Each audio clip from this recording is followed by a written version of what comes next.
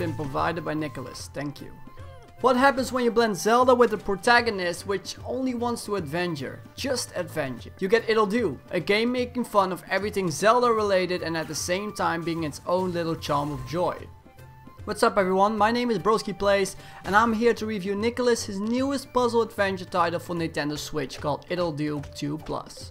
Ittle Dew was always something I just passed by. It never gave me that feeling of let me just try it and see how it is. However, the latest one wants to show that it's a great RPG, but will it actually be a fact or an opinion? Let's find out.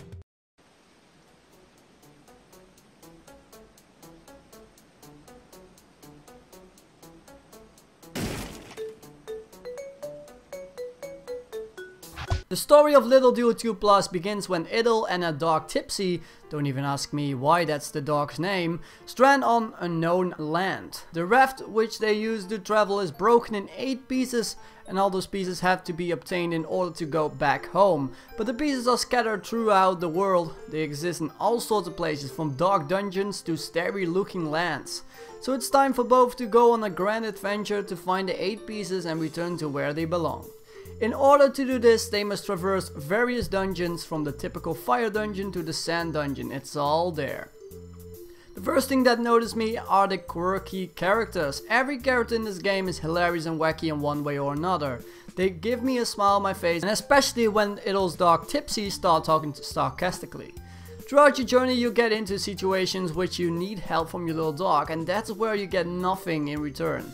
The hint system is just not helpful at all, only proving to be for comedical purposes instead of actually helping. But hey, it's not just no adventure, there are puzzles here, but I don't understand why the game lets you go to a dungeon that is only passable if you have an item from the previous dungeon. It's like getting access to someone's room just to get another door in your face that you have to open using a key from your friend's living room. It doesn't make any sense. The combat is forgiving but can sometimes feel just a bit less responsive, and the game's art style is beautiful, and the puzzles are not all perfectly done, but they do give you that classic Zelda feeling.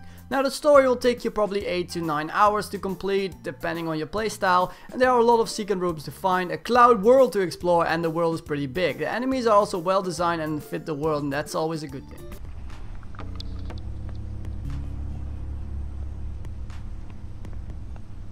When it comes to fun factor, Ittle Dew 2+ is good but not perfect. Sure, the dialogue is great and the parodies are awesome, but the combat feels kinda regrettable and the hint system really makes you think harder for something while the answer is just close.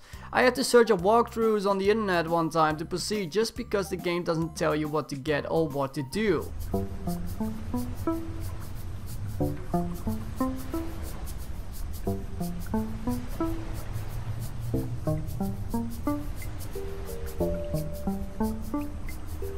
Innovation wise, Ittle Dew 2+ kind of failed.